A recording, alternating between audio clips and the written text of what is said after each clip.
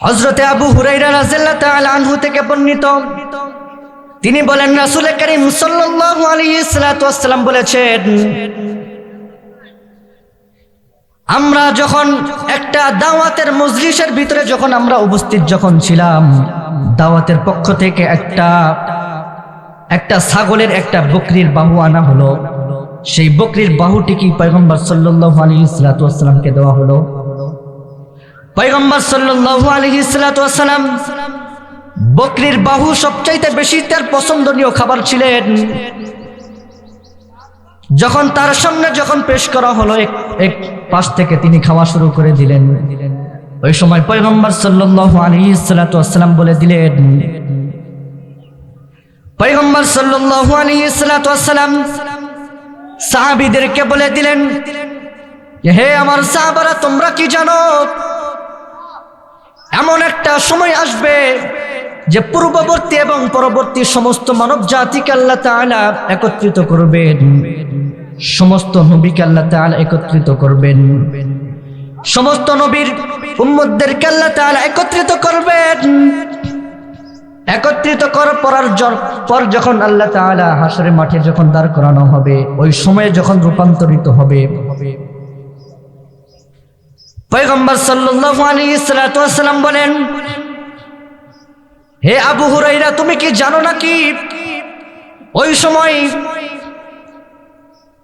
তোমরা একে অপরের সাথে তোমরা আলাপ আলোচনা করতে থাকবে, আল্লাহ তাআলা এমন একটা অবস্থা তৈরি করে দিবেন, সূর্য যখন মানুষের একদম নিকটবর্তী হয়ে যাবে, মানুষ যখন অনেক কষ্টের ভিতরে যখন উপস্থিত হবে, ওই সময় পয়গম্বর সাল্লাল্লাহু আলাইহি ওয়াসাল্লাম বলেন, ওই সময় তোমরা সকলে মিলে তোমরা একে অপরের সাথে আলোচনা করতে থাকবে, তোমরা বলতে থাকবে এই বিচার দিবসে কি করা যায়।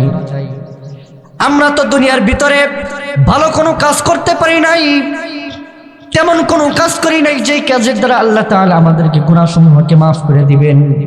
ওই সময় সুপারিশ করার জন্য তারা মানুষ খুঁজতে থাকবেন। ওই সময় তারা পরামর্শ করে তারা বের করবেন, আমাদেরকে একটা মাত্র উপায় হলো, সেটা হলো আমাদেরকে যদি সুপারিশ করতে হয় তাহলে হযরতে আদম আলাইহিস সালামের কাছে আমরা সকলে মিলে চলে যাই, তার কাছে সুপারিশ গ্রহণ করার জন্য আমরা সকলে গিয়ে উপস্থিত হই। ওই সময় পয়গম্বর সাল্লাল্লাহু আলাইহি ওয়াসাল্লাম বলেন, তোমরা সমস্ত মানুষ মিলে যখন হযরতে আদম আলাইহিস সালামের কাছে যখন উপস্থিত হবা, তোমরা যখন আদম আলাইহিস সালামকে বলে উঠবা, হে আদম, আল্লাহ তাআলা তো আপনাকে সৃষ্টি করেছেন, আল্লাহ তাআলা আমাদেরকে আপনাকে পিতা হিসেবে প্রেরিত করেছেন, আমরা হলো আপনার সন্তান, আপনি হলো আমাদের নবী এবং আমাদের পিতা। আজ আমরা এমন একটা মুহূর্তে আমরা উপস্থিত হয়েছি যে একটা সুপারিশ প্রয়োজন, আশা করা যায় আপনি যদি আল্লাহ তাআলার দরবারে সুপারিশ করেন তাহলে আশা করা যায় আল্লাহ তাআলা কবুল করে নেবেন। ওই সময় হযরতে আদম আলাইহিস সালাম বলে উঠবেন, আমি তো এটা পারবো না। আদম আলাইহিস সালাম বলবেন, আল্লাহ তাআলা আজকে এমন রাগান্বিত হয়েছেন যে ইতিপূর্বে এমন রাগান্বিত আল্লাহ তাআলা কখনো হননি, এর পরবর্তীতে আল্লাহ তাআলা এমন রাগান্বিত কখনো হবেন না। আদম আলাইহিস সালাম বলেন, আমি নিজেই তো অপরাধী, আল্লাহ তাআলার একটা কাজকে আমি নিষিদ্ধ করেছি, আল্লাহ তাআলা একটা কাজকে তিনি নিষিদ্ধ করেছেন, কিন্তু আমি তার কথা আমি অমান্য করেছি, আমার নিজের বিচারে কি করবে। হযরত আদম আলাইহিস সালাম বলে উঠবেন, আমি তোমাদের জন্য সুপারিশ করতে পারবো না, আমি নিজেই তো চিন্তিত আমার কি হয়, আল্লাহ তাআলা না কি জানি আমাকে মাফ করেন কিনা। হযরত আদম আলাইহিস সালাম বলবেন, তবে একটা তোমাদেরকে রাস্তা দেখিয়ে দিতে পারি, সেটা হলো তোমরা সকলেই মিলে যাও হযরতে মূসা আলাইহিস সালামের নিকট তোমরা চলে যাও। আসমান জমিন এই উভয়ের মাঝে যা কিছু আছে সকল কিছুই আল্লাহ তাআলা সৃষ্টি করেছেন। আল্লাহ তাআলা বলেন, ওয়ালিল্লাহি মা ফিস সামাওয়াতি ওয়া মা ফিল আরদ, আসমান জমিন এই উভয়ের মাঝে যা কিছু আছে সকল কিছুই আল্লাহ তাআলা সৃষ্টি করেছেন। এই পাহাড় পর্বত নদী নালাকে তিনি সৃষ্টি করেছেন, আসমান জমিনকে তিনি সৃষ্টি করেছেন, বৃক্ষলতা গ্রহ সকল কিছুই আল্লাহ তাআলা সৃষ্টি করেছেন, যিনি হলো একক সত্তা, যার কোনো ইলাহ নেই, যার কোনো উপাস্য নেই, যাকে পরামর্শ দেওয়ার মতো কোনো উজির নেই। আল্লাহ তাআলা হলো তিনি। আল্লাহ তাআলা আমাদেরকে খুব যত্ন সহকারে আমাদেরকে সৃষ্টি করেছেন। আল্লাহ তাআলার সকল সৃষ্টি সুন্দর, সকল সৃষ্টির ভিতরে হলো মানব জাতি হলো অতি সুন্দর। আল্লাহ তাআলা পুরো সমস্ত কুল কায়নাতকে তিনি সৃষ্টি করেছেন, আবার নিপুণভাবে সাজিয়েছেন। আসমানকে তিনি সৃষ্টি করেছেন, আবার আসমানে চাঁদ সূর্য দ্বারা তিনি, নক্ষত্র দ্বারা তিনি আলো সৃষ্টি করেছেন। আসমানকে তিনি আলোকিত করেছেন। আসমানের এই তারকার মাধ্যমে, সূর্যের মাধ্যমে আল্লাহ তাআলা জমিনকেও আলোকিত করেছেন। আবার জমিনকেও আল্লাহ তাআলা অসাধারণ ভাবে সাজিয়েছেন। জমিনকে বৃক্ষলতা, গাছ পর্বত এগুলোর মাধ্যমে আল্লাহ তাআলা অসাধারণ ভাবে ডেকোরেশন করেছেন। এজন্য সর্ব অবস্থায় আমাদেরকে শুকরিয়া আদায় করা দরকার। এজন্য কোরআনে কারীমের ভিতরে অনেক কাজ করার আল্লাহ তাআলা আদেশ করেছেন, আবার অনেক কাজ করার নিষেধ করেছেন। তো সর্বপ্রথম যিনি নিষেধ করেছেন, যে কাজটা আমাদেরকে নিষেধ করেছেন, কোরআনে কারীমের ভিতরে আল্লাহ তাআলা বলেন, قل تعالوا أتل ما حرم ربكم عليكم ألا تشركوا به شيئا وبالوالدين إحسانا ولا تقتلوا أولادكم من إملاق نحن نرزقكم وإياهم ولا تقربوا الفواحش ما ظهر منها وما بطن الله تعالى বলেন قل تعالوا واتل ما حرم ربكم عليكم ألا تشركوا به شيئا আল্লাহ তাআলা বলেন, আমাদের পয়গম্বর সাল্লাল্লাহু আলাইহি ওয়াসাল্লামকে বলেছেন, আমাদের নবী পয়গম্বর সাল্লাল্লাহু আলাইহি ওয়াসাল্লাম উম্মতদেরকে বলিয়ে দিয়েছেন, আল্লাহ তাআলা তোমাদের জন্য অনেক কিছুইকে হারাম কাজ হিসেবে আল্লাহ তাআলা নিষিদ্ধ করেছেন। এর ভিতরে সর্বপ্রথম যিনি নিষিদ্ধ করেছেন সেই কাজটা হলো আল্লাহ তুশরিকু বি। আল্লাহ তাআলা বলেন, আল্লাহ তুশরিকু বিহি শাইআন ওয়া বিল ওয়ালিদাইনি ইহসানা, তোমরা আল্লাহ তাআলার সাথে কোনো কিছুইকে তোমরা শরীক করবে না। সর্বপ্রথম যেই নিষিদ্ধটা তোমরা পালন করবে সেটা হলো আল্লাহ তাআলার সাথে কোনো কিছুই তোমরা শরীক করবে না।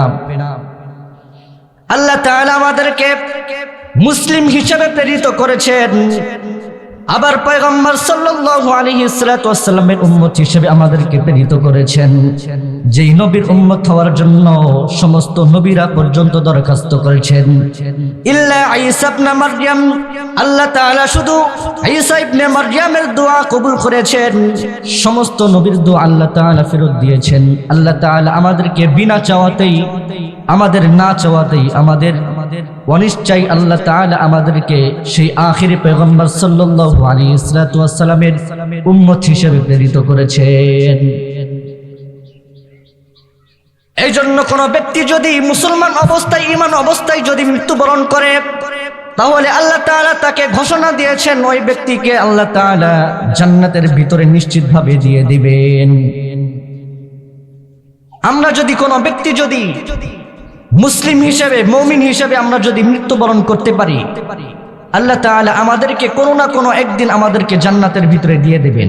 যদি অন্য অন্য আমল নাও থাকে, ঈমান অবস্থায় যদি মৃত্যুবরণ করতে পারি, তাহলে আমাদেরকে কোনো না কোনো দিন আমাদেরকে জান্নাতে দিয়ে দিবেন। এই জন্য সর্বপ্রথম যিনি নিষিদ্ধ করেছেন সেটা হলো আল্লাহ তুশরিকু বি শাইআন ওয়া বিল ওয়ালিদাইনি ইহসানা। আল্লাহ তাআলা বলেন তোমরা আল্লাহ তাআলার সাথে আমার সাথে কিছু তোমরা শরীক করবে না। ওয়ালা তুশরিকু বি শাইআ, কোনো কিছুই আমার সাথে তোমরা শরীক করবে না। এরপরে যে কাজটা আল্লাহ তাআলা নিষিদ্ধ করেছেন সেটা হলো قل تعالوا واتلوا ما حرم ربكم عليكم ألا تشركوا به شيئا وبالوالدين إحسانا আল্লাহ তাআলা বলেছেন পিতামাতার সাথে তোমরা সদ্ব্যবহার করো, পিতামাতার সাথে তোমরা অসৎ ব্যবহার করিও না। আল্লাহ তাআলা পিতামাতাকে অনেক গুরুত্ব দিয়ে আল্লাহ তাআলা বলেছেন কুরআনে কারীমের ভিতরে বিভিন্ন জায়গায় বিভিন্ন আয়াতের মাধ্যমে আল্লাহ তাআলা সর্বপ্রথম যে নিষিদ্ধ কাজটি করেছেন আল্লাহ তাআলার সাথে শরীক করার কথা আল্লাহ তাআলা বলেছেন। এরপরে আল্লাহ তাআলা পিতামাতার সাথে অসৎ ব্যবহারকে নিষিদ্ধ করেছেন। এর দ্বারাই বোঝা যায় আমরা সমস্ত প্রকার মুসলমান জাতি আল্লাহ তাআলা যে আমাদেরকে সৃষ্টি করেছেন, আল্লাহ এবং আল্লাহর নবীর পরে হলো আমাদের যে স্থান সেটা হলো পিতামাতার খেদমত করা। এজন্যই তো আল্লাহ তাআলা বলেছেন ওয়াবিল ওয়ালিদাইনি ইহসানা, তোমরা পিতামাতার সাথে তোমরা অসৎ ব্যবহার করিও না, পিতামাতার সাথে তোমরা অসৎ ব্যবহার করিও না। পিতামাতার হক একদম পরিপূর্ণভাবে আদায় করতে হবে। অনেকেই মনে করে যে আমি যদি উপার্জন করে দেই, আমি যদি টাকা পয়সা যদি ঠিকঠাক মতো দেই তাহলে হক আদায় হয়ে গেল। না, শুধু আর্থিক উপার্জনের মাধ্যমেই পিতামাতার হক আদায় করা সম্ভব নয়। পিতামাতার আর্থিক এটা খেদমত ঠিক আছে, কিন্তু আরো বিভিন্ন ধরনের খেদমত আমাদের বাকি রয়েছে। আমাদের সর্বাবস্থায় লক্ষ্য রাখতে হবে আমাদের পিতামাতার কোন সময় কি প্রয়োজন হয়, এটা আমাদের সর্বদাই লক্ষ্য রাখতে হবে। আমাদের না চাওয়াতেই ওনারা আমাদের কাছ থেকে না চাওয়াতে আমাদেরকে এনে দিতে হবে। আমাদেরকে বুঝতে হবে আমার পিতামাতার এখন এই জিনিসটা প্রয়োজন। এই জন্যই তো আল্লাহ তাআলা বলেছেন ওয়াবিল ওয়ালিদাইনি ইহসানা, পিতামাতার সাথে তোমরা ইহসান করো, পিতামাতার সাথে তোমরা অসৎ ব্যবহার করিও না। এরপরে আল্লাহ তাআলা যেই কাজটির কথা আল্লাহ তাআলা বলেছেন ওয়ালা তাকতুলু আওলাদাকুম মিন ইমলাক, আল্লাহ তাআলা বলেন ওয়ালা তাকতুলু আওলাদাকুম মিন ইমলাক, তোমরা দারিদ্র হওয়ার ভয়ে তোমরা নিজেদের সন্তানাদিদেরকে তোমরা হত্যা করিও না। জাহিলিয়াতের যুগে এমনও মানুষ ছিল যে কোনো ব্যক্তির যদি সন্তান হলো, কন্যা সন্তান হতো, তাহলে তাকে মেরে ফেলা দিত। এজন্য তো আল্লাহ তাআলা বলেছেন ওয়ালা তাকতুলু আওলাদাকুম মিন ইমলাক, যে তোমরা দারিদ্রতার ভয়ে তোমরা নিজেদের সন্তানাদিদেরকে তোমরা হত্যা করিও না। অনেকেই আছে এরকম, যদি কোনো ব্যক্তির যদি কন্যা সন্তান হয় তাহলে মনক্ষুণ্ণ হয়ে যায়। এটা হলে চলবে না। আল্লাহ তাআলা বলেছেন তোমরা তোমাদের পিতামাতা, আল্লাহ তাআলা বলেছেন নিজেদের সন্তানাদিদেরকে তোমরা হত্যা করিও না। এ কথার অর্থ হলো খাস না, এটা আম। এ কথার অর্থ হলো ব্যাপকভাবে আল্লাহ তাআলা বলেছেন। তাফসীরের ভিতরে আছে যে ব্যক্তি নিজের সন্তানকে সঠিকভাবে দ্বীনি শিক্ষা দিল না, এটা হলো হত্যার অন্তর্ভুক্ত হয়ে গেল। আবারও আছে যে ব্যক্তির কন্যা সন্তান হয়েছে কিন্তু তার নিজের কন্যা সন্তান ঠিকঠাক মতে পর্দা করে না, বেহায়ার মতো চলে, তাফসীরের ভিতরে আছে এটাও হলো হত্যার অন্তর্ভুক্ত, নিজের সন্তানকে হত্যার অন্তর্ভুক্ত হয়ে যায়। এজন্য সন্তানের প্রতি আমার হক কি, আল্লাহ তাআলা কি হক হিসেবে আমাকে তৈরি করেছেন, কোন আদেশটি আমাকে করেছেন, এ কথার মর্ম কি আমাদেরকে বুঝতে হবে। এজন্য জাহিলিয়াতের যুগে তো এমনও মানুষ ছিল যে একজন মানুষের ছিল হলো তার কন্যা সন্তান হতো, তিনি বিদেশে গিয়েছিল, সফর অবস্থায় ব্যবসা বাণিজ্যের উদ্দেশ্য থেকে ছিলেন। 4-5 বছর পর তার যখন নিজের বাসস্থানে ফিরে আসলেন, দেখলেন নিজের কন্যা সন্তান অনেকটাই বড় হয়ে গিয়েছে। এক পর্যায়ে পিতা যখন নিজের বাসস্থান গিয়ে তিনি দেখলেন তার নিজের কন্যা সন্তান হয়েছে, তার কন্যা সন্তান হাঁটা চলা করতে পারে এবং নিজেরা কথাবার্তাও বলতে পারে। এ পর্যায়ে জাহিলিয়াতের যুগের একটা ঘটনা এরকম আছে, এক পিতা এরকম অবস্থায় যখন ছিল, সফর থেকে এসে দেখে তার কন্যা সন্তান অনেকটাই বড় হয়ে গিয়েছে, তাকে হত্যা করার জন্য মরুভূমির ভিতরে নিয়ে গেল। এবার যখন পিতা যখন নিজের কন্যা সন্তানকে যখন হত্যা করার জন্য যখন নিয়ে গেল, তখন নিজের কন্যা সন্তান বলে উঠল, হে আমার পিতা, হে আমার বাবা, আমাকে তুমি কোথায় নিয়ে যাচ্ছ? ওই সময় পিতা বলে উঠল, আমি তো তোমার সাথে খেলতামাশা করার জন্য নিয়ে যাচ্ছি। আমি তো তোমার পিতা, তুমি তো আমার সন্তান, আমরা দুজন খেলতামাশা করব মরুভূমির ভিতরে, ওখানে কেউ নাই।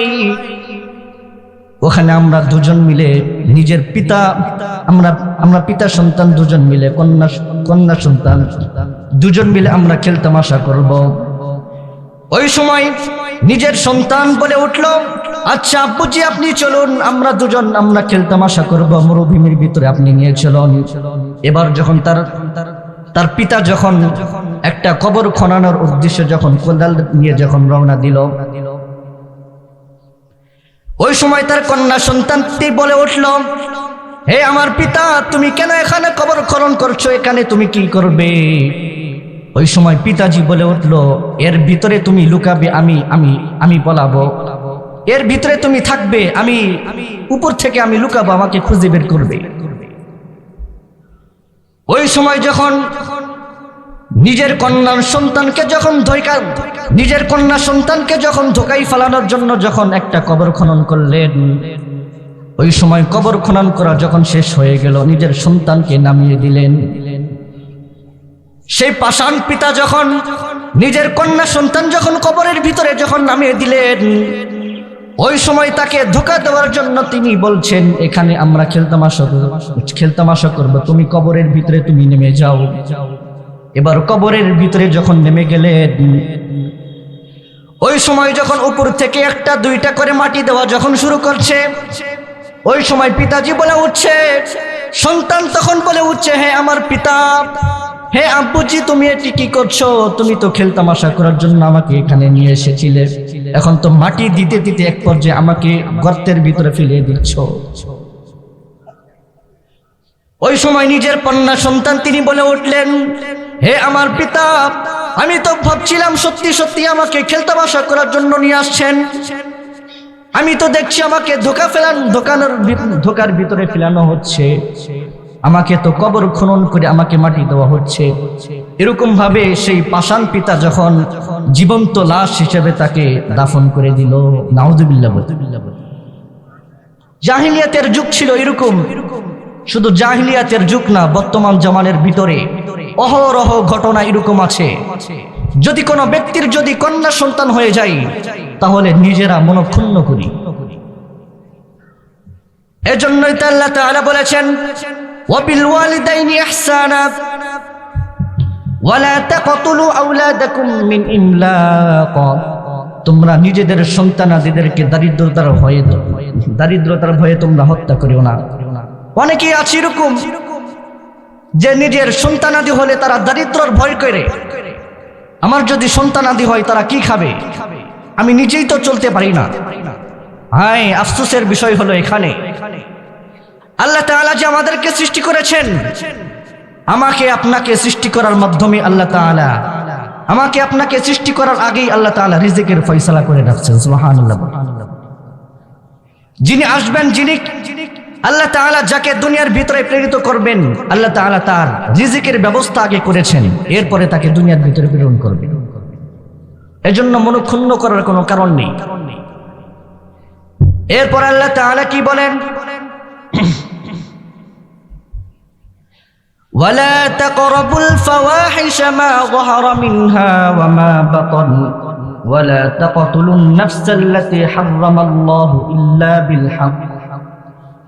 আল্লাহ তাআলা বলেন, ওয়ালা তাকরাবুল ফাওয়াহিশা মা যাহারা মিনহা ওয়া মা বাতান, রব্বে কারীম বলে তোমরা গোপনে এবং প্রকাশ্যে কোনো অবস্থায় তোমরা অশ্লীল কাজকে তোমরা ছড়িয়ে ছিটিয়ে জমিনের ভিতরে তোমরা অশ্লীল কাজ তোমরা করবে না।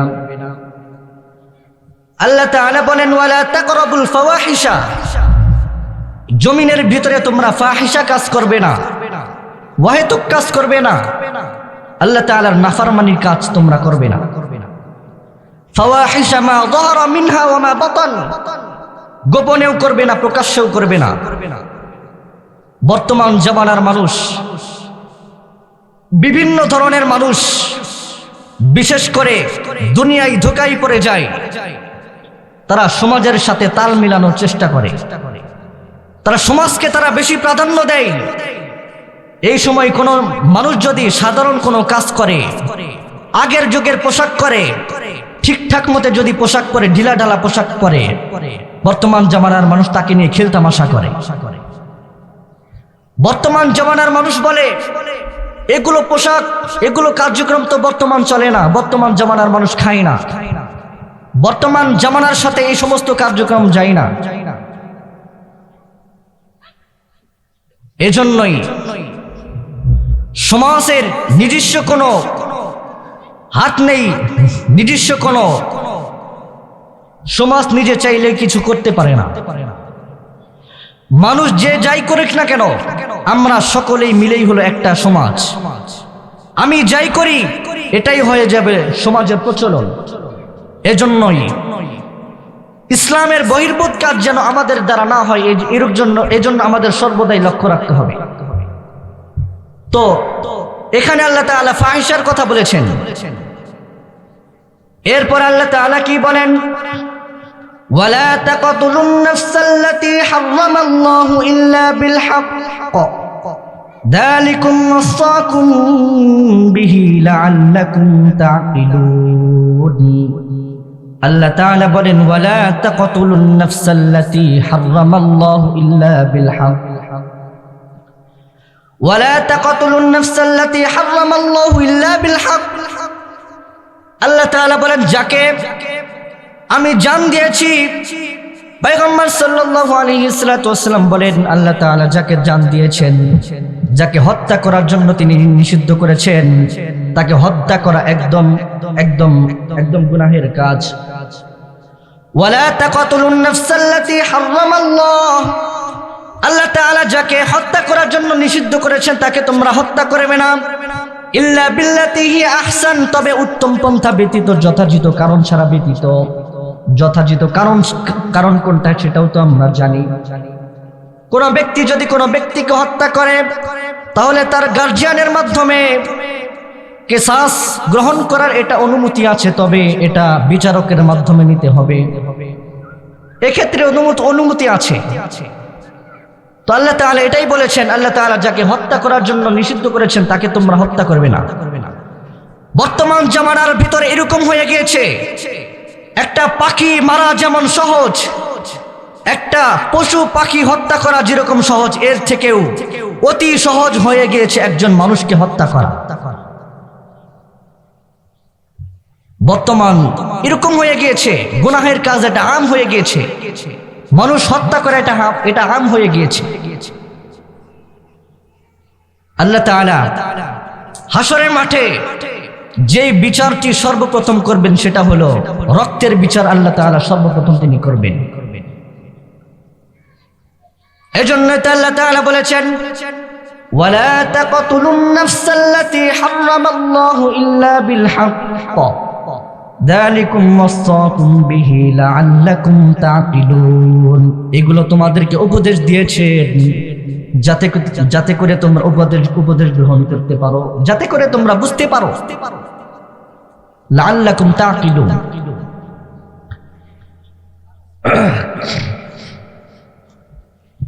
এরপরে আল্লাহ তাআলা কি বলেন? ولا تقربوا مال اليتيم إلا بالتي هي أحسن حتى يبلغ أشده ولا تقربوا مال اليتيم إلا بالتي هي أحسن حتى يبلغ أشده। আল্লাহ তাআলা বলেন তোমরা ইতিমের মালের নিকটবর্তীও তোমরা হইও না, ইতিমের মালের নিকটবর্তীও তোমরা হবে না ইল্লা বিল্লাতি হি আহসান, তবে উত্তম পন্থা ব্যতীত, ন্যায় সঙ্গত কারণ ছাড়া ব্যতীত। বর্তমান এরকম তো হয়ে গিয়েছে, যদি কোনো ব্যক্তির আপন ভাই মারা যায় তাহলে ভাতিজা ভাতিজি এরা সম্পদ থেকে বঞ্চিত হয়। আল্লাহ তাআলা বলেছেন ইয়াতিমের মালের নিকটবর্তীও তোমরা হবে না। ইয়াতিমের মাল খাবা, মাল খাওয়া তো দূরের কথা, মাল খাওয়া এটা তো পরের কথা, এটা তো পরে রাখলাম।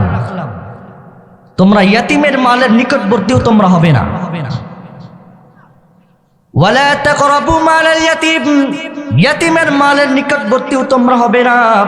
ইল্লা বিল্লাতি হি আহসান, তবে ন্যায় সঙ্গত কারণ ছাড়া ব্যতীত।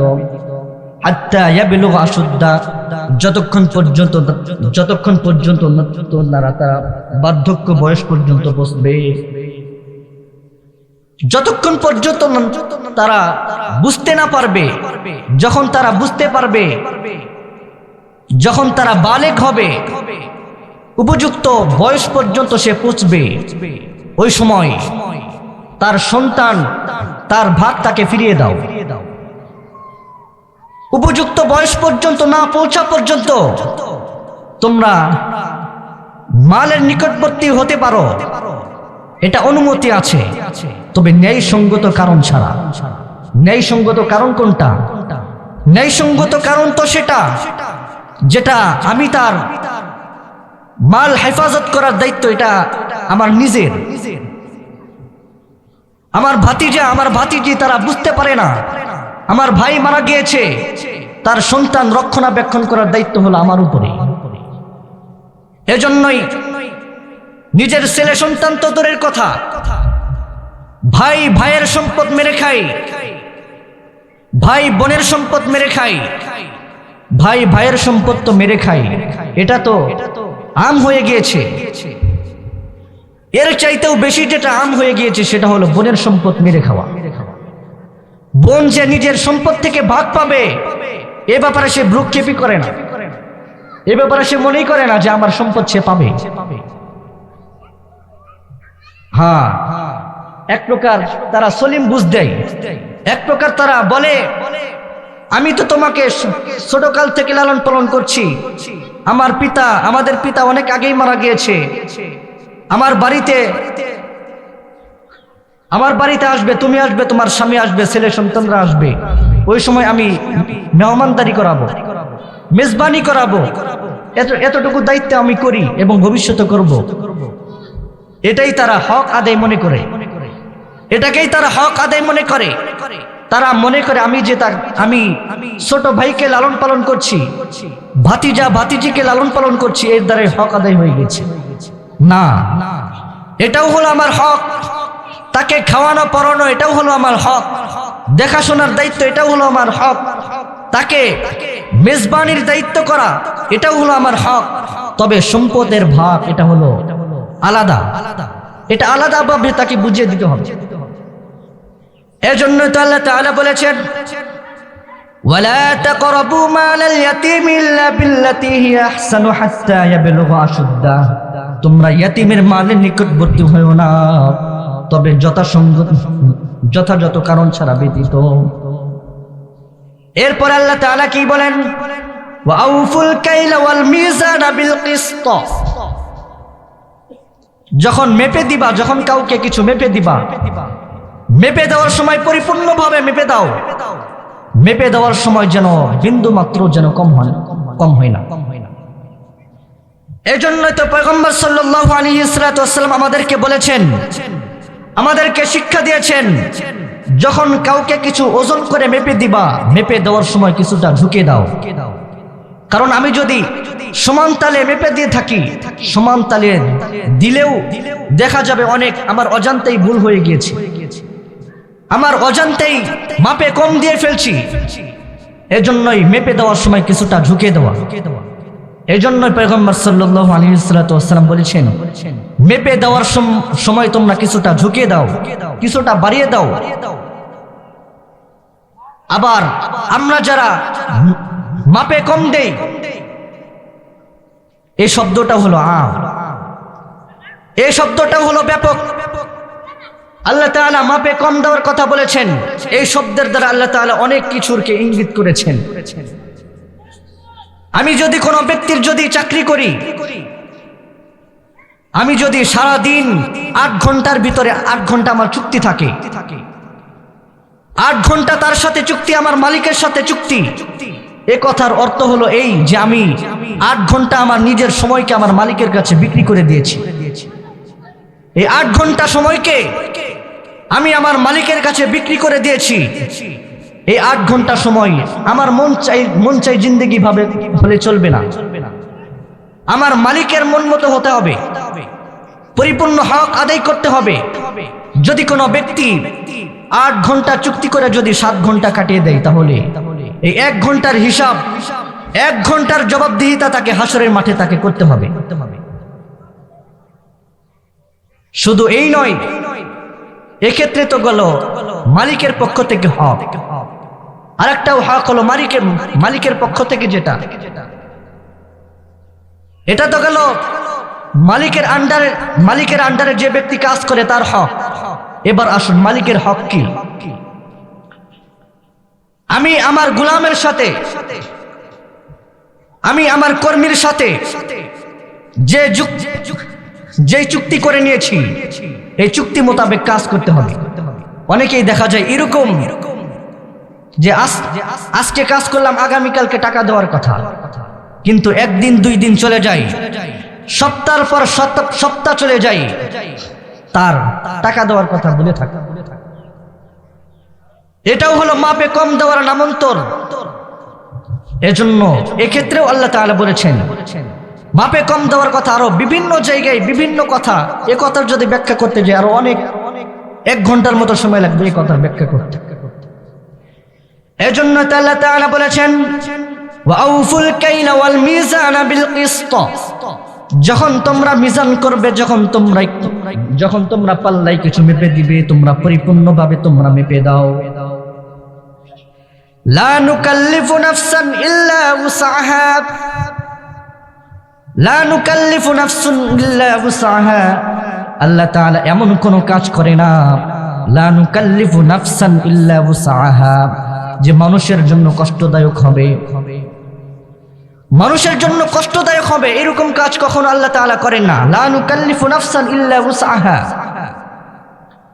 এরপর আল্লাহ তাআলা বলেন ওয়া ইযা কুলতুম ফা'দিলু ওয়ালাউ কানা যা কুরবা ওয়া বিআহদিল্লাহি আউফু যালিকুম ওয়াসাকুম বিহি লাআল্লাকুম তাযাক্কারুন। আল্লাহ তাআলা বলেন ওয়া ইযা কুলতুম ফা'দিলু ওয়ালাউ কানা যা কুরবা, তোমরা একে অপরের সাথে তোমরা আদল করো, তোমরা একে অপরের সাথে সদ্ব্যবহার করো, বিচারকের পক্ষ থেকে তোমরা সদ্ব্যবহার করো। এটা হলো, এই আয়াতটি হলো ওয়াকিলের জন্য, এই আয়াতটি হলো বিচারকের জন্য। আমরা সমাজের ভিতরে যারা বিচারক রয়েছি, বিচারকের কথা আল্লাহ তাআলা বলেছেন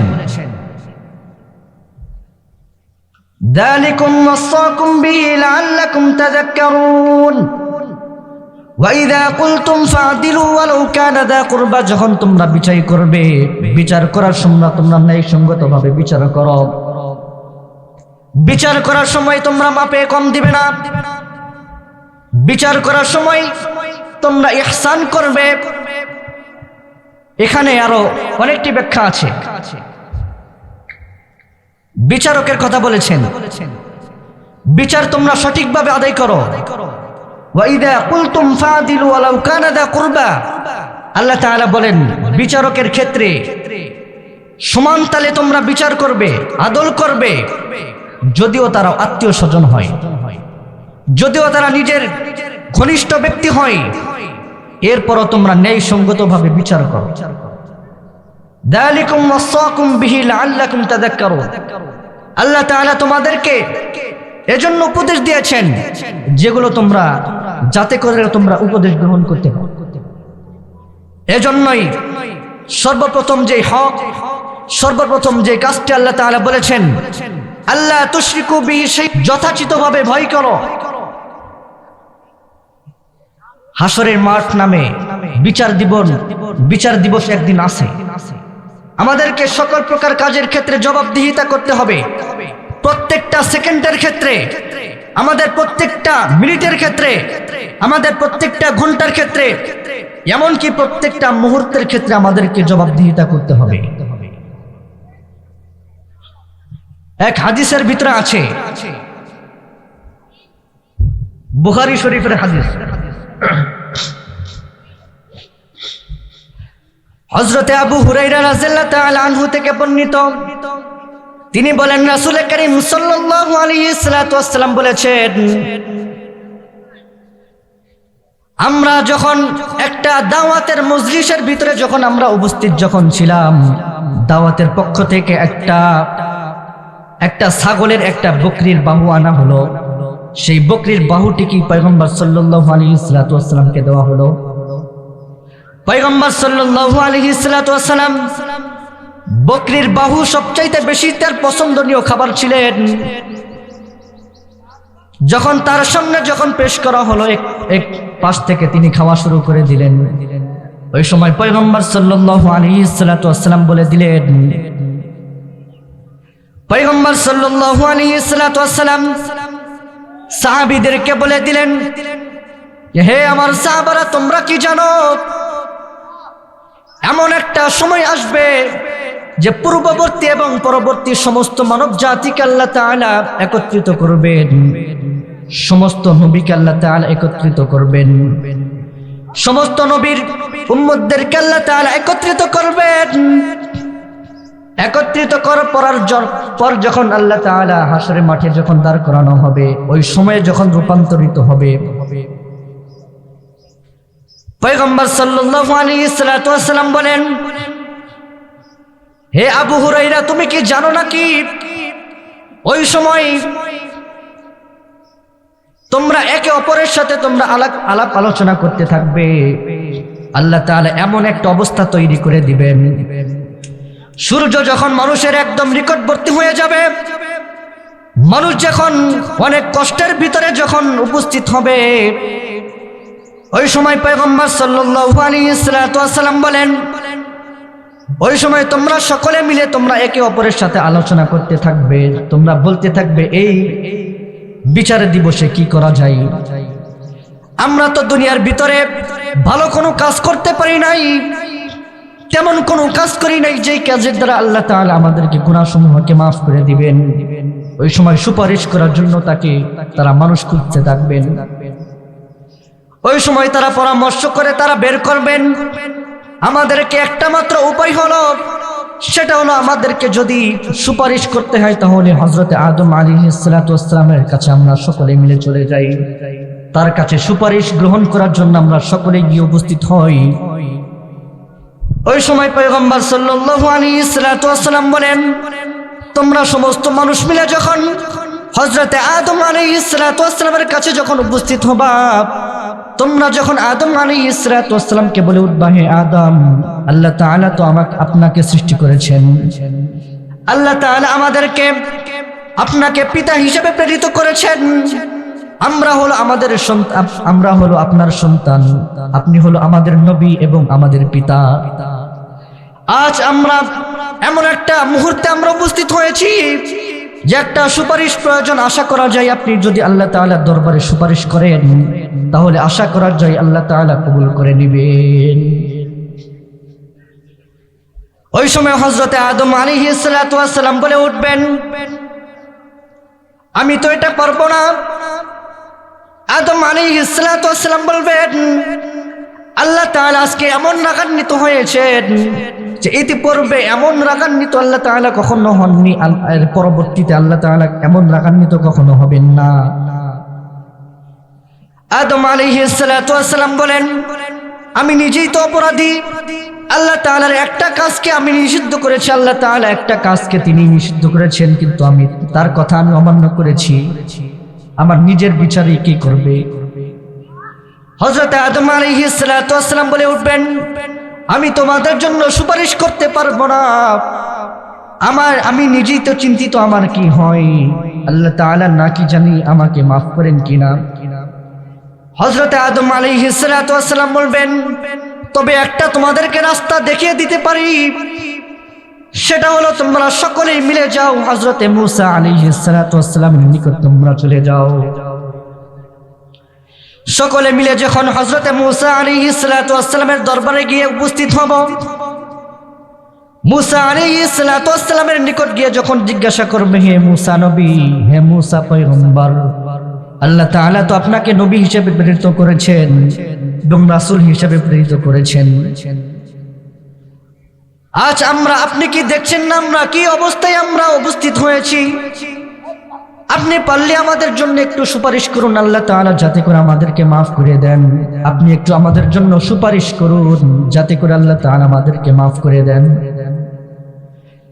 ওই সময় হযরত মূসা আলাইহিস সালাতু ওয়াস সালাম বলবেন, আল্লাহ তাআলা এখন এমন রাগান্বিত হয়েছেন, ইতিপূর্বে এমন রাগান্বিত কখনো হননি, আবার এর পরবর্তীতে আল্লাহ তাআলা কখনো এমন রাগান্বিত হবে না। হযরতে মূসা আলাইহিস সালাতু ওয়াস সালাম বলবেন, এই ব্যাপারে আমি তো নিজে চিন্তিত। দুনিয়ার ভিতরে থাকা অবস্থায় আল্লাহ তাআলার অবাধ্য হয়েছি, আল্লাহ তাআলার অবাধ্য মোতাবেক একটা কাজ করেছি, একটা কিপ্তিকে আমি হত্যা করে ফেলেছিলাম। না জানি আল্লাহ তাআলা আমার বিচার করেন কিনা। আমি নিজেই তো চিন্তিত, আমি আবার তোমাদের জন্য কি সুপারিশ করব?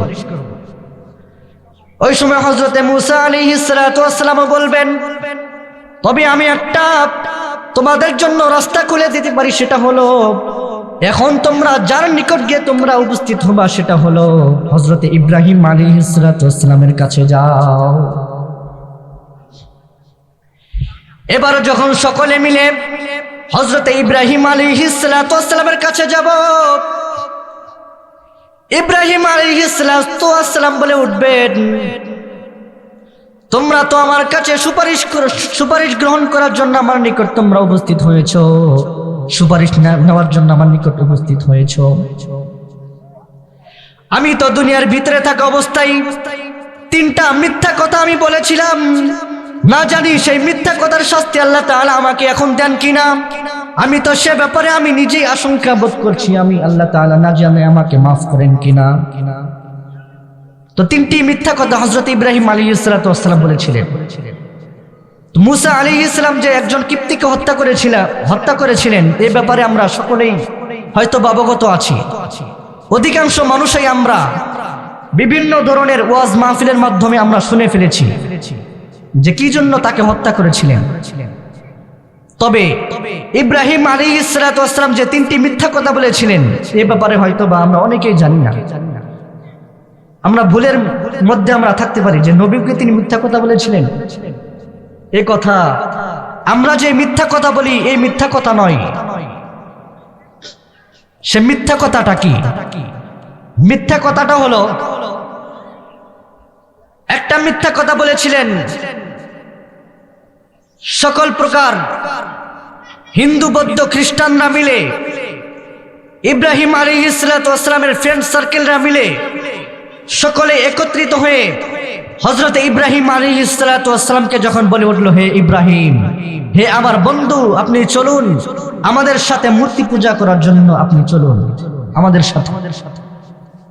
ওই সময় ইব্রাহিম আলাইহিস সালাতু ওয়াস সালাম তাদের এই কথা থেকে বাঁচার জন্য, মূর্তি পূজা থেকে বাঁচার জন্য ইব্রাহিম আলাইহিস সালাতু ওয়াস সালাম বলেছেন, ক্বালা ইন্নী সাকিব, আমি তো অসুস্থ ইব্রাহিম আলাইহিস সালাতু ওয়াস সালাম বলেছেন। তো বাস্তবে কি তিনি অসুস্থ ছিলেন? তবে অসুস্থ কোনটি? অসুস্থ হলো 2 প্রকার, একটা হলো শারীরিক অসুস্থ আর একটা হলো মানসিক অসুস্থ। তো এই কথা শোনার পর ইব্রাহিম আলাইহিস সালাতু ওয়াস সালাম ওই সময় যেই অসুস্থতা ছিলেন সেটা হলো মানসিকভাবে তিনি অসুস্থ ছিলেন। এজন্য ইব্রাহিম আলাইহিস সালাতু ওয়াস সালাম বলেছেন, ক্বালা ইব্রাহিম আলাইহিস সালাতু ওয়াস সালাম বলেছেন, ইন্নী সাকিব, আমি হলো অসুস্থ, আমি তোমাদের সাথে আমি যেতে পারবো না। এরপরের মিথ্যা কথাটা কি? এরপরে যেটা বলেছিল সেটা হলো, ইব্রাহিম আলাইহিস সালাতু ওয়াস সালাম একটা সফরে থাকা অবস্থায় যখন তার স্ত্রীকে ইব্রাহিম আলাইহিস সালাতু ওয়াস সালামের ওয়াইফকে যখন সকল প্রকার বখাটে ছেলে যখন ঘেরাও করলো, ইব্রাহিম আলাইহিসসালামকে সহ তারা ইব্রাহিম আলাইহিসসালাম আশঙ্কা করলেন, এখন যদি আমি অন্য কোনো পরিচয় দিই তাহলে তার উপরে তারা বিভিন্ন ধরনের আক্রমণ করবে। ওই সময় ইব্রাহিম আলাইহিসসালাম বলেছিলেন, ইব্রাহিম আলাইহিসসালামকে যখন বলা হলো আপনার পাশে সেই মহিলাটা কে, ইব্রাহিম আলাইহিসসালাম বলেছিলেন এটা হলো আমার বোন। আসলেই ছিল হলো তার স্ত্রী, কিন্তু বিভিন্ন তাফসীরের মাধ্যমে বিভিন্ন রওয়ায়াতের মাধ্যমে পাওয়া যায় যে ইব্রাহিম আলাইহিসসালাম তার চাচাতো বোনকে বিয়ে করেছিলেন। এটাও একটা কথা। আর একটা তাফসীরের ভিতরে আছে, সেটা হলো পয়গম্বর সাল্লাল্লাহু আলাইহি ওয়াসাল্লাম বলেছেন আল মুসলিমু আখুল মুসলিম, এক মুসলমান অপর মুসলমানের ভাই। এই হিসাবে ইব্রাহিম আলাইহিস সালাম পরিচয় দিয়েছিলেন যে এটা হলো আমার বোন। ধার্মিক সম্পর্ক হিসেবে তিনি বলে দিয়েছেন। তো এগুলো হলো মিথ্যা কথা না। কোন নবী কখনো মিথ্যা বলতে পারে না, এটাও মিথ্যা কথা নয়। তবে তিনি তো নবীরা তো সর্বদাই তাকওয়ার উপরে চলতেন। এরপরও তারা আশঙ্কা করলেন না জানি এটারও নাকি বিচার হয়। এজন্যই তো ইব্রাহিম আলাইহিস সালাম এই কথা বলেছিলেন। এরপরে হযরতে ইব্রাহিম আলাইহিস সালাম বলে উঠল, তবে আমি তোমাদের জন্য একটা পরামর্শ দিতে পারি, সেটা হলো এই মুহূর্তে তোমরা চলে যাও হযরতে নূহ আলাইহিস সালামের নিকট তোমরা চলে যাও। ওই সময় যখন সকল মানুষ একত্রিত হয়ে যখন হযরতে নূহ আলাইহিস সালামের নিকট যখন উপস্থিত হব, হযরতে নূহ আলাইহিস সালাম বলে উঠবেন, তোমরা তো আমার কাছে সুপারিশ নেওয়ার জন্য তোমরা এসেছো, তোমরা তো আমার নিকট সুপারিশ নেওয়ার জন্য এসেছো। আমি তো নিজেই আশঙ্কা বোধ করছি, না জানি আমারও বিচার হয় কিনা, আল্লাহ তাআলা আমাকে বিচার করেন কিনা, আমাকেই কি মাফ করেন কিনা। ওই সময় নূহ আলাইহিস সালাম বলে উঠবেন, তবে আমি তোমাদেরকে একটা পরামর্শ দিতে পারি, সেটা হলো সরকারে দো আলম আখিরি পয়গম্বর হযরতে মুহাম্মদ মুস্তাফা সাল্লাল্লাহু আলাইহি ওয়াসাল্লামের নিকট তোমরা তার নিকট তোমরা চলে যাও। একমাত্র তিনিই পারেন তোমাদের জন্য সুপারিশ করতে। ওই সময় সকল মানুষ মিলে যখন পয়গম্বর সাল্লাল্লাহু আলাইহি ওয়াসাল্লামের নিকট যখন চলে যাব, সকল প্রকার মানুষ আমরা তাকে গিয়ে দেখব যে উনি আল্লাহর কুদরতের পায়ে সিজদারত অবস্থায় তিনি আছেন। সুবহানাল্লাহ।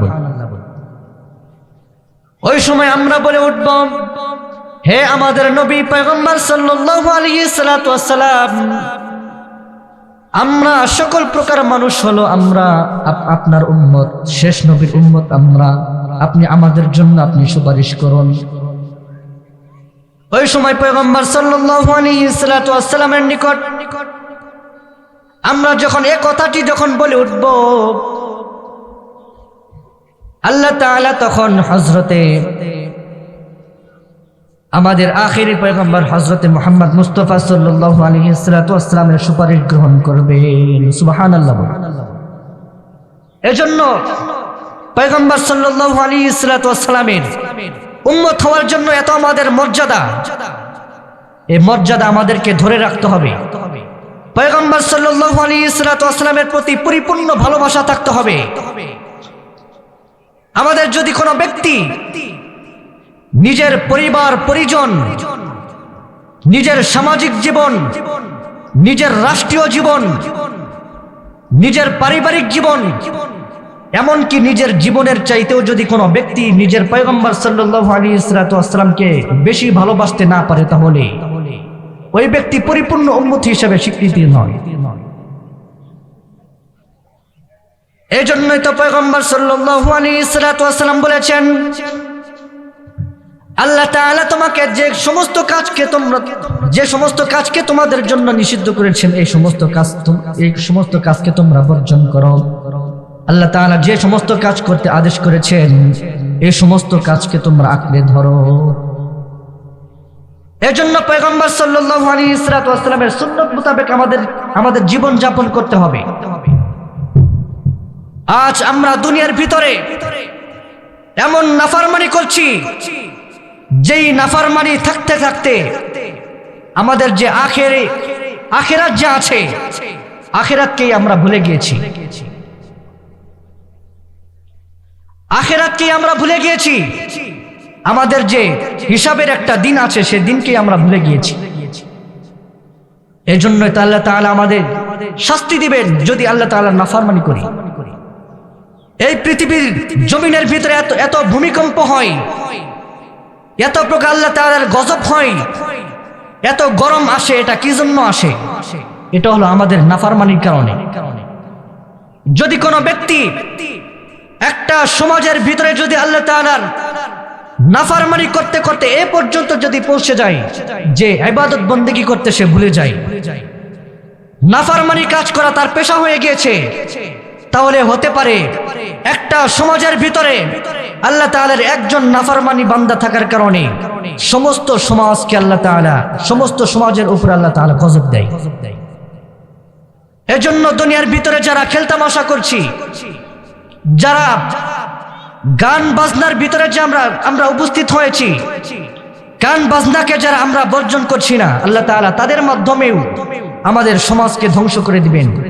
আমাদের সমাজের উপরে তার মাধ্যমে আমাদের উপরে গজব দিবেন। আচ্ছা, এখানে আমরা যারা আছি প্যান্ডেলের ভিতরে, আমি যদি আপনাদের কোনো ব্যক্তিকে যদি সরাসরি ভাবে ক্ষতি করি, আপনারা কেউ মেনে নিবেন? আপনারা কেউ মেনে নিবেন না। কিন্তু হাকিকি ভাবে আপনার ক্ষতি করলে আপনি মেনে নিবেন না, কিন্তু মাজাজি ভাবে করলে, রূপক ভাবে আমি যদি আপনার ক্ষতি করি তাহলে এই ব্যাপারে আপনি মেনে নেন। তো এটা তো এরকমই, সমাজের ভিতরে আমি গান বাজনা বাজাচ্ছি, আমার কারণে সমস্ত সমাজের উপরে আল্লাহ তাআলা গজব দিয়েছেন। এটা হলো আমার কারণে আপনারা ক্ষতিগ্রস্ত হয়েছেন, এই অপরাধটি হলো আমার।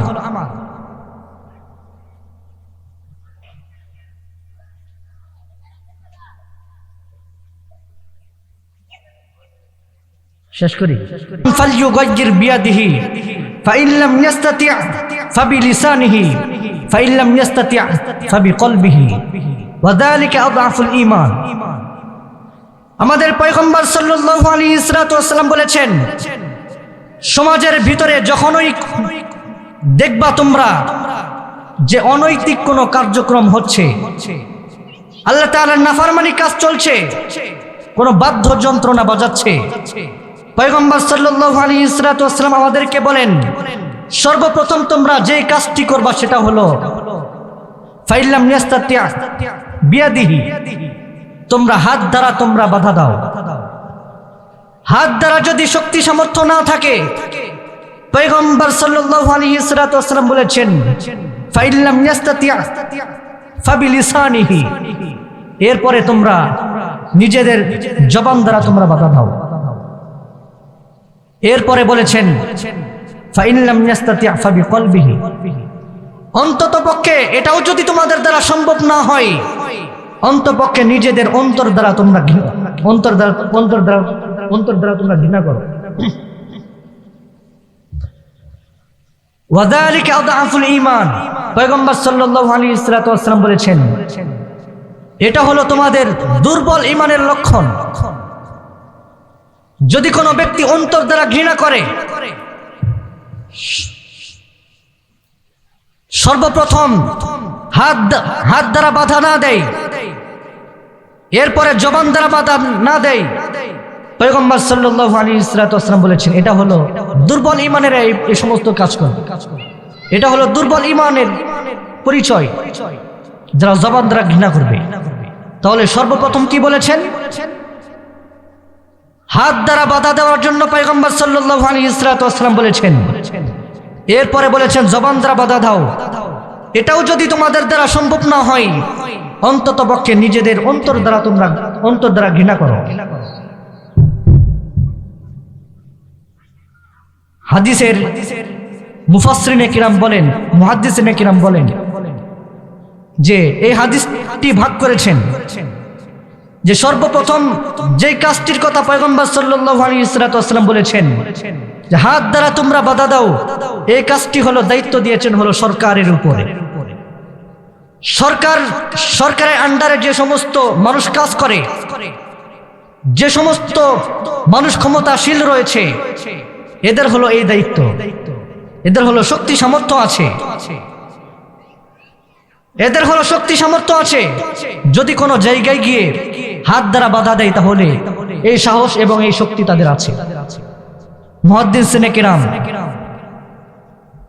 এরপরে দ্বিতীয় যে কথা যে জবান দ্বারা তোমরা বাধা দাও, এই কথা হলো ভাগ করে দিয়েছেন, আলেম উলামাদের উপরে ন্যস্ত করেছেন। এই কাজটি হলো আলেম উলামাদের উপরে ন্যস্ত করেছেন। মুহাদ্দিসিনে কিরাম বলেন আলেম সমাজ এরা হলো শুধু মুখ দ্বারা বলে যাবে, জবান দ্বারা বলে যাবে, কারণ এদের শক্তি সামর্থ্য নেই।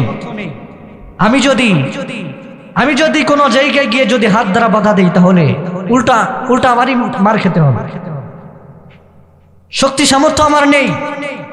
এই জন্য মুহাদ্দিসিনে কিরাম বলেন দ্বিতীয় যে কাজ, এই কাজটি হলো আলেম উলামাদের উপরে। এরপরে তৃতীয় যে কাজ যে অন্তত পক্ষে জবান দ্বারা তোমরা, অন্তত পক্ষে নিজেদের অন্তর দ্বারা তোমরা ঘৃণা করো, এটা হলো সাধারণ মানুষ, সাধারণ আম মানুষের উপরে ন্যস্ত করেছে। এই হাদিসটি তিন ভাগে ভাগ করেছেন মুহাদ্দিসিনে কিরাম।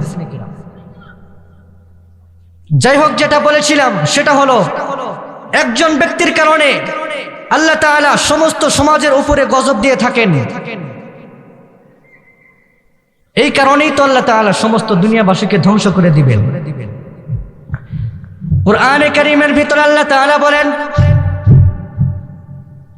ইযা যুলজিলাতিল আরদু জিলজালাহা ওয়া আখরাজাতিল আরদু আসকালাহা ওয়া ক্বালাল ইনসানু মা লাহা। আল্লাহ তাআলা বলেন ইযা যুলজিলাতিল আরদু জিলজালাহা, যখন আল্লাহ তাআলা এই জমিনকে যখন ধ্বংস করে দিবেন, এই জমিন যখন প্রবল বেগে যখন প্রকম্পিত হতে থাকবে, ওই সময় সমস্ত পৃথিবী ধ্বংস হয়ে যাবে। ওয়া আখরাজাতিল আরদু আসকালাহা, সমস্ত পৃথিবীর ভিতরে যে সমস্ত জিনিস রয়েছে, যে সমস্ত স্বর্ণ মুদ্রা রয়েছে, এগুলো তারা নিজেদের বোঝাগুলোকে বের করে দিবে। সমস্ত পৃথিবী তুলার মতো উঠতে থাকবে। মানুষজন বলতে থাকবে কি জানেন? ওয়াকালাল ইনসান, আল্লাহ তাআলা বলেন ওয়াকালাল ইনসান, মানুষজন বলতে থাকবে মালাহা মালাহা, হায় হায় কি হচ্ছে না হচ্ছে কিছুই তো আমরা বুঝতে পারছি না। এই জমিন থেকে স্বর্ণ মুদ্রা কেন উড়ে যাচ্ছে? এই বিল্ডিং কেন উড়ে নিয়ে যাচ্ছে? এই সমস্ত পৃথিবী কেন ধ্বংস হয়ে যাচ্ছে? কিছুই তো বুঝতে পারছি না। বিআন্না রাব্বাকা আওহা লাহা ইয়াওমাইদিন তুহাদ্দিসু আখবারাহা, এই সমস্ত কাজ এই পৃথিবীর মাধ্যমে হয়ে থাকবে। এর কারণ হলো ইয়াওমাইদিন তুহাদ্দিসু আখবারাহা, আল্লাহ তাআলা বলেন পৃথিবী এই কাজটি করবেন কারণ হলো ইয়াওমাইদিন তুহাদ্দিসু আখবারাহা, পৃথিবীর সমস্ত বৃত্তান্ত তারা বলে দিবে। পৃথিবী তখন, জমিন তখন বলতে থাকবে আল্লাহ তাআলা আমাকে কোন আদেশ করেছেন? জমিনের ভিতরে আমার একটা ক্ষোভ ছিল, দুনিয়ার জিন্দেগির ভিতরে আমার একটা ক্ষোভ ছিল, আমার জমিনের একটা ক্ষোভ ছিল, আমার দুনিয়ার একটা ক্ষোভ ছিল। আল্লাহ তাআলা আমার মানুষজনকে সৃষ্টি করেছেন, জিন জাতিকে সৃষ্টি করেছেন যে আল্লাহ তাআলা, আর সেই আল্লাহ তাআলা নাফরমানি করেন আমার জমিনের উপরে। জমিন তখন বলতে থাকবেন দুনিয়ার ভিতরে আমার একটা ক্ষোভ ছিল, এই সমস্ত কথা আমি কখন বলতে থাকবো? আমি একটা নিজেকে একটু হালকা মনে করব। জমিন বলতে থাকবে আজকে আমার সময় এসেছে, আমার সমস্ত বৃত্তান্ত আমি বলে দিব। ইয়াওমাইদিন তুহাদ্দিসু আখবারাহা, এর কারণ কি? বিআন্না রাব্বাকা আওহালাহা, এর কারণ হলো তার রব তাকে আদেশ করেছেন। বিআন্না রাব্বাকা আওহালাহা, এজন্যই এরকম যেন কোনো কাজ না হয়, আমাদের নিজের অজান্তেও যেন আল্লাহ তাআলার নাফরমানি না হয়। এজন্য অনেক জাতিকে আল্লাহ তাআলা ধ্বংস করে দিয়েছেন। আদ জাতিকে আল্লাহ তাআলা ধ্বংস করেছেন। শুআয়ব আলাইহিস সালাতু ওয়াস সালামের জাতিকে আল্লাহ তাআলা শাস্তি দিয়েছেন। এগুলো হলো ইতিহাস। আর ইতিহাস কি জন্য? ইতিহাস হলো এই জন্য যে ইতিহাস থেকে যেন মানুষজন শিক্ষা গ্রহণ করতে পারে। ইতিহাস হলো এজন্য যাতে করে মানুষজন, দুনিয়ার মানুষ ইতিহাস থেকে শিক্ষা গ্রহণ করতে পারে। আর কোন জাতি, পৃথিবীর কোন জাতি কখনো কাঙ্ক্ষিত মর্যাদায় পৌঁছতে পারে না যখন পর্যন্ত তারা নিজেদের ব্যক্তিত্ব, নিজেদের অস্তিত্ব প্রকাশ করতে না পারে। এই পৃথিবীর মানব জাতি কখনো সফল হতে পারে না। পৃথিবীর জাতি কখনো কাঙ্ক্ষিত মর্যাদায় পৌঁছতে পারে না যতক্ষণ পর্যন্ত তারা বুক টান করে, মাথা উঁচু করে, জোর গলায় মানুষের সামনে কথা বলতে না পারে। এজন্যই তো কুরআনে কারীমের ভিতরে ব্যক্তিত্বের যে দৃষ্টান্ত আল্লাহ তাআলা দিয়েছেন, ইসলামের যে দৃষ্টান্ত আল্লাহ তাআলা দিয়েছেন, পৃথিবীর অন্য কোন ধর্মে এই দৃষ্টান্ত স্থাপন করেন। জিহাদের কথা আল্লাহ তাআলা বলেছেন। এজন্য আমাদের ইসলামের ব্যক্তিত্ব প্রকাশ করতে হবে। ইসলামের যে ব্যক্তিত্ব আছে এটা ধরে রাখতে হবে। সাম্প্রতিক কালেও যারা মোরাল আছে, পৃথিবীর যারা মোরাল আছে, আমেরিকা, চীন, রাশিয়া, সাম্প্রতিককালেও আমাদের পার্শ্ববর্তী দেশ, আমাদের পার্শ্ববর্তী এলাকা ভারত, ওনারাও দাবি করে তারাও নাকি পরাশক্তি। তো যাই হোক, পরাশক্তি তো তারাই অর্জন করতে পেরেছে যারা নিজেদের ভাবমূর্তি, নিজেদের অস্তিত্ব, নিজেদের ব্যক্তিত্ব প্রকাশ করতে পেরেছে। এজন্য আল্লাহ তাআলা জিহাদের কথা আল্লাহ তাআলা যে বলেছেন, ইসলামের ব্যক্তিত্বর যে দৃষ্টান্ত আল্লাহ তাআলা স্থাপন করেছেন, পৃথিবীর অন্য কোন ধর্মে তা নেই। আল্লাহ তাআলা মুজাহিদদের কথা বলেছেন। মজার ব্যাপার হলো আল্লাহ তাআলা যে বলেছেন, হযরত জিবরাইল আলাইহিস সালাতু ওয়াস সালামের কথা বলেছেন। আবার মুজাহিদ ফেরেশতা জিবরাইল কথা আল্লাহ তাআলা আলাদাভাবে বলেছেন। মিকাইল আলাইহিস সালাতু ওয়াস সালামের কথা বলেছেন। মুজাহিদ মিকাইল আলাইহিস সালাতু ওয়াস সালামের কথা আল্লাহ তাআলা বলেছেন। যারা আসমান থেকে অস্ত্র সজ্জিত হয়ে, অস্ত্রের পোশাক পরিধান করে, অস্ত্রের সজ্জিত হয়ে তারা, আমাদের ফেরেশতারা 3000, আবার পরবর্তীতে 5000 ফেরেশতাদেরকে নিয়ে আল্লাহ তাআলা সেই বদরের মাঠে যুদ্ধ করার ঘোষণা আল্লাহ তাআলা দিয়েছে। তো এটাই হলো আমাদের ধর্মের ব্যক্তিত্ব, এটাই হলো আমাদের ধর্মের অস্তিত্ব, এটাই হলো আমাদের ইসলাম ধর্মের ব্যক্তিত্ব। আল্লাহ তাআলা মুজাহিদের কথা বলেছেন। আবার মুজাহিদদের যে ঘোড়ার কথা বলেছেন। এমনকি সেই ঘোড়ার যে ধুলোবালি আছে, সেই ঘোড়া ধুলোবালির কথা আল্লাহ তাআলা বলেছেন। ঘোড়ার যে অগ্নিস্ফুলিঙ্গ ছিল সেটার কথা আল্লাহ তাআলা উল্লেখ করেছেন। আবার যে ঘোড়া যে মুজাহিদদের কাজে সাহায্য করার জন্য জমিনের উপরে চলতো, তারা লাফিয়ে লাফিয়ে চলতো, জমিনের উপরে ধুলাবালি উঠতো, এই কথা আল্লাহ তাআলা বলেছেন সূরা আদিয়াতের ভিতরে।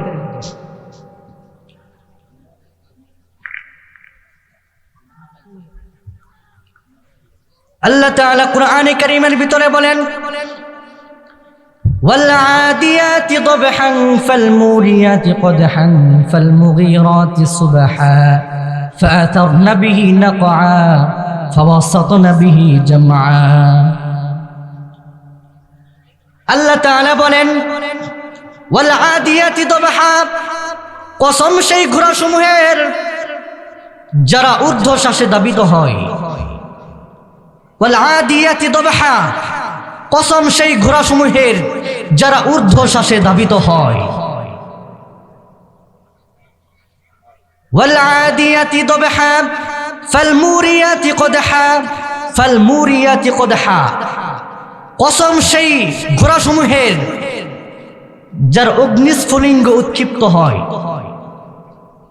অর্থাৎ ঘোড়া যখন জমিনের উপরে চলতে থাকে মুজাহিদদের সাহায্যে যখন চলতে থাকে শক্ত রাস্তায় দিয়ে যখন চলতে থাকে ওই সময় দেখতে পাবেন যে ঘোড়া যে খুর আছে খুরের তলে আগুন পর্যন্ত ছড়িয়ে ছিটে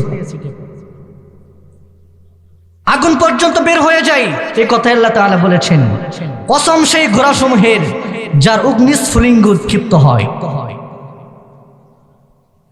ওয়াল আদিয়াতি দবহা ফালমুরিয়াতি কদহা ফাআথারনা বিহি নাকআ কসম সেই ঘোড়াসমূহের যার ধুলোবালি উৎক্ষিপ্ত হয় ফালমুগীরাতি সুবহা আল্লাহ তাআলা বলেন কসম সেই ঘোড়াসমূহের যারা সকাল বেলায় প্রভাত কালের শত্রুদের উপর আক্রমণ করে যারা প্রভাতেই শত্রুদের উপর আক্রমণ চালায় ফাআথারনা বিহি নাকআ কসম সেই ঘোড়াসমূহের যার ধুলোবালি উৎক্ষিপ্ত হয় অর্থাৎ ঘোড়া যখন চলতে থাকে চতুর্দিকে ধুলোবালি উঠতে থাকে এই ধুলোবালির কথা পর্যন্ত আল্লাহ তাআলা বলেছেন ফাআথারনা বিহি নাকআ আল্লাহ তাআলা বলেন কসম সেই ঘোড়াসমূহের যারা শত্রুদের অভ্যন্তরে ঢুকে পড়ে শত্রুদের অভ্যন্তরে ঢুকে শত্রুদের উপরে আক্রমণ চালায় সুবহানাল্লাহ বলেন মুজাহিদদের গুরুত্ব আল্লাহ তাআলা এরকম ভাবে দিয়েছেন এই জন্যই তো অন্য এক আয়াতের ভিতরে আল্লাহ তাআলা বলেন ইন্নাল্লাহা আশতারা মিনাল মুমিনিনা আনফুসাহুম ওয়া আমওয়ালাহুম বিআন্না লাহুমুল জান্নাহ আল্লাহ তাআলা বলেন ইন্নাল্লাহা আশতারা মিনাল মুমিনিন আনফুসাহুম ওয়া আমওয়ালাহুম বিআন্না লাহুমুল জান্নাহ কুরআনে হাকিমের ভিতরে আল্লাহ তাআলা বলেছেন ইন্নাল্লাহা আশতারা মিনাল মুমিনিনা আনফুসাহুম আল্লাহ তাআলা মুমিনদের জান এবং মালকে ক্রয় করে নিয়েছেন মুমিনদের জান এবং মালকে ক্রয় করে নিয়েছেন হলো জান্নাতের বিনিময়ে সুবহানাল্লাহ ইন্নাল্লাহা আশতারা মিনাল মুমিনিনা আনফুসাহুম ওয়া আমওয়ালাহুম বিআন্না লাহুমুল জান্নাহ আল্লাহ তাআলা মুমিনদের আমাদের জান এবং মালকে তিনি ক্রয় করে নিয়েছেন জান্নাতের বিনিময়ে ইউকাতিলুনা ফি সাবিলিল্লাহ يقاتلون في سبيل الله فيقتلون ويقتلون يقاتلون في سبيل الله যারা আল্লাহর রাস্তায় জিহাদ করে যারা আল্লাহর রাস্তায় জিহাদ করে ইউকাতিলুনা ফি সাবিলিল্লাহ যারা আল্লাহর রাস্তায় মারে আল্লাহর জন্য মারে ইউকাতিলুনা ফি সাবিলিল্লাহি ফায়াকতুলুন তারা নিজেরা মার খায় ওয়া ইউকাতালুন এবং নিজেরা মার দেয় যারা নিজেরা মার খায় এবং নিজেরা যারা মার দেয় এই আয়াত দ্বারা বোঝা যায় কখনো কখনো ইসলামকে সুরক্ষিত রাখতে হলে ইসলামের ব্যক্তিত্ব প্রকাশ করতে হলে ইসলামের অস্তিত্ব প্রকাশ করতে হলে ইসলামের ভাবমূর্তি প্রকাশ করতে হলে কখনো কখনো মার খাওয়াও যেরকম সুন্নত এরকম ভাবে মার দেওয়াও তেমন সুন্নত ফায়াকাতুলুন ফায়ুকাতালুনা ওয়া ইউকাতালুন, যারা মার খায় ফায়াকাতিলুন, যারা মার খায় ওয়া ইউকাতালুন, যারা মার দেয়। এজন্য যেরকম ভাবে মার খাওয়া যেমন সুন্নত, আবার প্রয়োজনে গিরাই গিরাই মার দেওয়াও তেমন সুন্নত। আমি যে বদরের একটু আংশিক একটু কাহিনী বললাম, ফেরেশতারা যে যুদ্ধ করেছেন, তো ওনারা তো যুদ্ধ করতে পারেন না, ওনারা তো মানুষ না, মানুষের অবস্থা খুব খুব কমই জানে। তো ওনারা জমিনে এসে কি করবে, মার দেবে কিভাবে, এই মার দেবে কিভাবে, এই শিক্ষাও আল্লাহ তাআলা দিয়েছেন। আল্লাহ তাআলা বলেন ফাদরিবু ফাওকাল আ'নাকি ওয়াদরিবু মিনহুম কুল্লা বানান।